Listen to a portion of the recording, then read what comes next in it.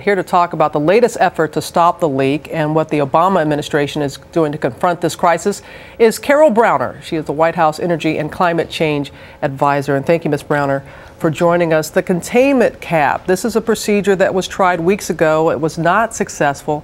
On a scale of 1 to 10, how confident are you that it'll work this time? Well, I don't want to put odds on it. What we do know is we want to get this thing contained. We wanted to kill it. That didn't work, unfortunately. So now we're moving to containment. It is different from the first containment that was tried. It's a smaller cap. It should be more snugly fitted to the top. It won't be leaning on the ocean floor and the gooey sand of the ocean floor. And so, you know, everyone, I think, is hoping for the best, but we continue to plan for the worst. And that is a big difference from the first time in the effort. We just heard Sam Champion talking about hurricane season, which begins today, and unfortunately, it is anticipated to be a very active one. And the Gulf always has storms in it, and it could delay the process of the relief well. So are we talking possibly the fall, September, October, till it's completed? I think our greatest concern about hurricanes is that if we are capturing the oil and putting it up to a vessel on the surface, that vessel will have to leave the area during a hurricane, which means that the flow will be unabated. And obviously that's a very, very grave concern.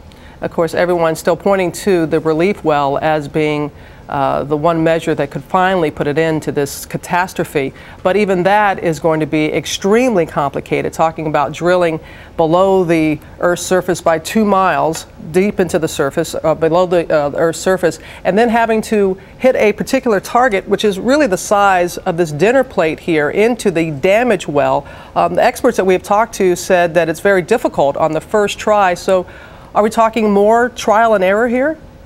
Well, it's important, I think, for the American people to know that we have directed BP to drill not 1 relief well, but 2, because if there were some unforeseen problems, we wanted to make sure that we had some backup, some redundancy in the system. They are looking at some technologies, some camera technology that they will use to locate the pipe underground, but obviously we wanted to make sure there were redundancies because we need to get this thing stopped. We've always understood that the relief well was the way to permanently stop it. In the meantime, we've been looking at the various technologies. We have a brain trust in Houston led by Secretary of Energy, Dr. Chu, a Nobel Prize winning scientist. He will be back down there today. Ken Salazar, the Secretary of Interior, is down there. We're going to continue to bring the best minds that the federal government and academia have to offer to this problem. Yes, President Obama recently said that he wanted the best minds down there. And you bring up BP, Ms. Browner, and over the weekend, independent scientists said there is a plume that is off the charts beneath the surface of the Gulf, that it is so large that they can't even calculate how big it is. And yet we hear from CEO Tony Hayward of BP, who's denied that even these plumes exist.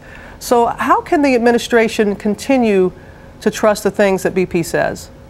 Well, we have our own independent team looking at the plume, looking at the flow rate. We released numbers from that team at the end of last week. I think it's important for the public to understand that BP does have a financial interest in downplaying the size of the flow, and we're not going to allow that to happen. We're going to bring our independent panel into these questions. We've already had them involved in the flow rate from the riser.